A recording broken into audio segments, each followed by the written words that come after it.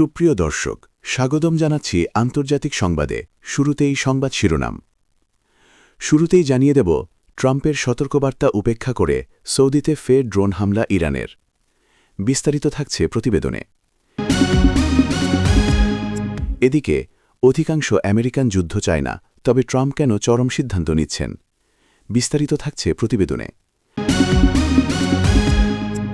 আরও জানিয়ে দেব, খামেনি হত্যার প্রতিবাদে রণক্ষেত্র পাকিস্তান, নিহত ২৪, কারফিউ জারি। বিস্তারিত থাকছে প্রতিবেদনে।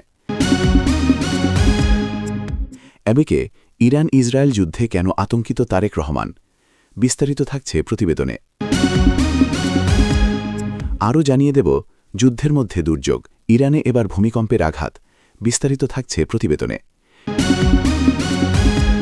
এবং সর্বশেষ জানিয়ে দেব, হরমুজ প্রণালী নিয়ে কড়া বার্তা চীনের। বিস্তারিত থাকছে প্রতিবেদনে। এতক্ষণ শুনছিলেন সংবাদ শিরোনাম, এবারে বিস্তারিত। তার আগে ভিডিওটি ভালো লাগলে এবং সর্বশেষ আপডেট পেতে চ্যানেলটি সাবস্ক্রাইব করুন। ধন্যবাদ।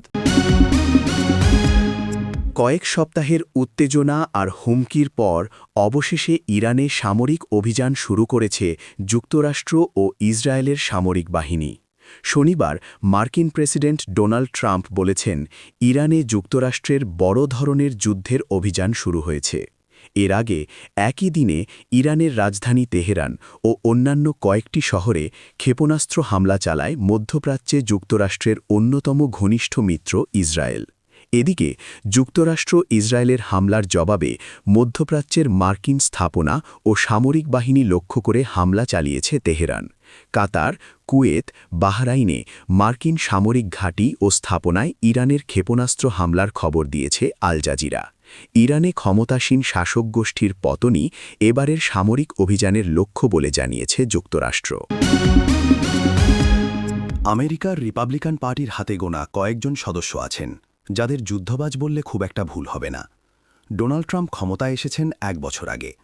এই ১ বছরের মধ্যে তারা ৭টি দেশে এখনও পর্যন্ত হামলা চালিয়েছে। ট্রাম্প যুদ্ধ ঘোষণা করলেও তার দেশের জনগণকে এই যুদ্ধ সমর্থন করেন। মার্কিন দৈনিকের প্রতিবেদন অনুসারে দেশের অর্ধেক মানুষ এই যুদ্ধকে সমর্থন করে না। বার্তা সংস্থা রয়টার্স একটি প্রতিবেদন প্রকাশ করেছে। তাদের প্রতিবেদনে বলা হয়েছে, প্রতি ৪ জন মার্কিন নাগরিকের মধ্যে মাত্র ১ জন ট্রাম্পের এই হামলাকে সমর্থন করছেন। বিশ্ব রাজনীতির এক অস্থিরতম অধ্যায়ের নাম মধ্যপ্রাচ্য। এখানকার একটি ছোট্ট ঘটনা যেমন তেলবাজারকে প্রভাবিত করতে পারে, তেমন বড় কোনো সংঘাত বৈশ্বিক অর্থনীতিতে কাঁপিয়ে দিতে পারে। ইরান ও ইসরায়েলের মধ্যকার চলমান সংঘাত শুধু ওই অঞ্চলে নয়, দক্ষিণ এশিয়ার মতো দূরবর্তী অঞ্চলেও এর প্রভাব পড়তে বাধ্য। বাংলাদেশ সরাসরি এই যুদ্ধে অংশ নেয়নি, তবু অর্থনৈতিক ও মনস্তাত্ত্বিক দিক থেকে বেশ ঝুঁকির মুখে পড়তে পারে। ইরান ও ইসরায়েল দুটি দেশই মধ্যপ্রাচ্যের জ্বালানি ও রাজনৈতিক মানচিত্রে অত্যন্ত গুরুত্বপূর্ণ। ইরান বিশাল পরিমাণে তেল উৎপাদক দেশ। এবার ভূমিকম্প আঘাত হেনেছে ইরানে। আজ মঙ্গলবার ইরানের গেরাস অঞ্চলে এ ভূমিকম্প অনুভূত হয়। মার্কিন ভূতাত্ত্বিক জরিপ সংস্থার বরাত দিয়ে এ তথ্য জানিয়েছে কাতার ভিত্তিক গণমাধ্যম আল জাজিরা। তারা জানায়, ইরানের দক্ষিণ মধ্যাঞ্চলীয় পারস্য উপসাগর ঘেঁষা গেরাস অঞ্চলে ৪.৩ মাত্রার ভূমিকম্প হয়েছে। ইউএসজিএস জানিয়েছে, ভূমিকম্পটি ১০ কিলোমিটার গভীরতায় ছিল। গত শনিবার থেকে ইরানে একের পর এক হামলা চালিয়ে যাচ্ছে যুক্তরাষ্ট্র ও ইসরায়েল। শক্তিশালী বোমার আঘাতে প্রকম্পিত হচ্ছে ইরানের ভূখণ্ড।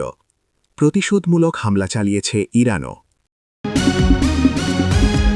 যুদ্ধে সংশ্লিষ্ট সব পক্ষকে তেল ও গ্যাস পরিবহনের গুরুত্বপূর্ণ নৌপথ হরমুজ প্রণালীতে নিরাপত্তা বজায় রাখার আহ্বান জানিয়েছে চীন। এছাড়া তারা নিজেদের জ্বালানি নিরাপত্তা নিশ্চিত করতে ব্যবস্থা নেওয়ার অঙ্গীকার করেছে। বিশ্বের সমুদ্রপথে পরিবাহিত তেলের প্রায় ১/৪ এই প্রণালীর মধ্য দিয়ে যায়, পাশাপাশি উল্লেখযোগ্য পরিমাণ পণ্য এ পথে পরিবাহিত হয়। ইরানের বিপ্লবী গার্ড শনিবার প্রণালীটি বন্ধ ঘোষণা করে, যার ফলে কয়েকটি আন্তর্জাতিক নৌ পরিবহন সংস্থা এই নৌপথে চলাচল স্থগিত করে।